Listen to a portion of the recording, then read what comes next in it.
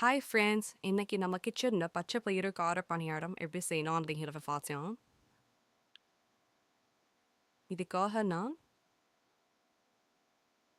இந்த கப்பால் 1 கப் பச்சை பயிறு எடுத்திருக்கேன். அதே கப்பால் 1/2 கப் இடியை எடுத்து சேர்த்துருக்கேன். இந்த ரெண்டையும் வாஷ் பண்ணிட்டு தனித்தனியாக ஒரு 5 மணி நேரம் ஊற வச்சிடலாம். நல்லா ஊறிடுச்சு.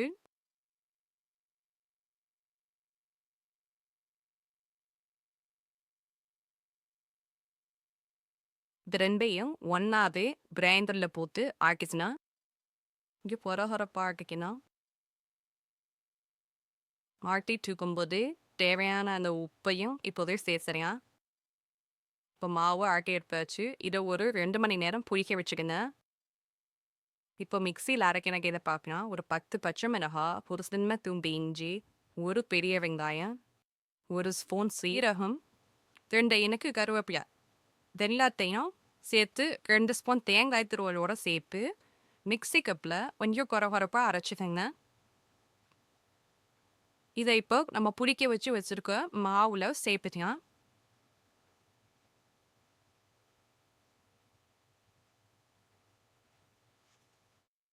நல்லா கிளறி விட்டுருங்க.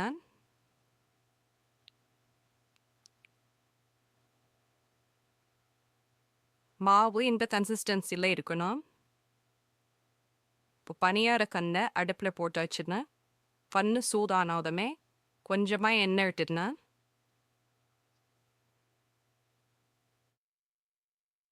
இப்போ இந்த கரண்டியில் கொஞ்சமாக எடுத்துருதுங்க. என்ன புளியில் ஊற்றுங்க.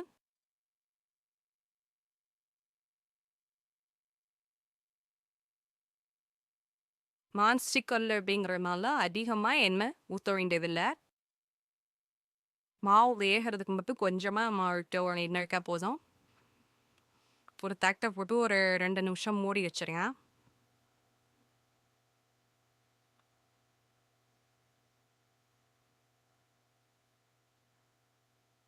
ரெண்டு நிமிஷம் ஆச்சு. இப்போ நம்ம ஒரு பக்கம் வெந்துடுத்து, இன்னொரு பக்கம் திருப்பி விடையாங்க. இந்த பச்சை பயிறு நிறைய ப்ரோட்டீன் சத்துவை நிறைந்த இருக்குங்க. குழந்தைங்களுக்கு பச்சை பயிரை நம்ம சுண்டலாக வேக வச்சு கொடுக்குறப்போ கொஞ்சம் தான் சாப்பிடுவோங்க.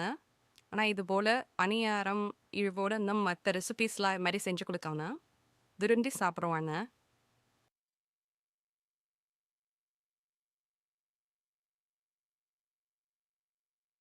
இப்போ வெந்துடுச்சு. அடி மாவு வேகிறதுக்காக இன்னும் கொஞ்சம் எண்ணெய் விட்டு 2 நிமிஷம் வேகட்டும்.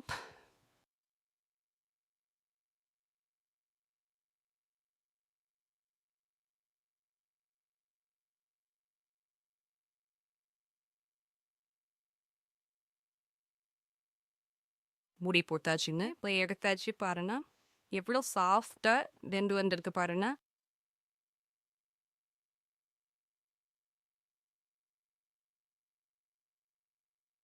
இது எல்லாத்தையும் இப்போ நம்ம எடுத்துடலாம்.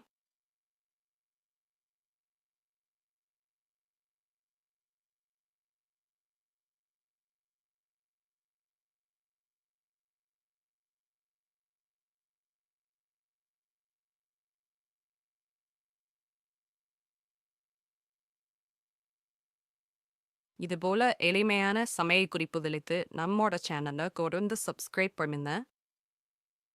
உங்கள் ஃப்ரெண்ட்ஸ் ரிலேட்டிவ்ஸ் எல்லாத்துக்கும் இந்த வீடியோவை ஷேர் பண்ணுங்க.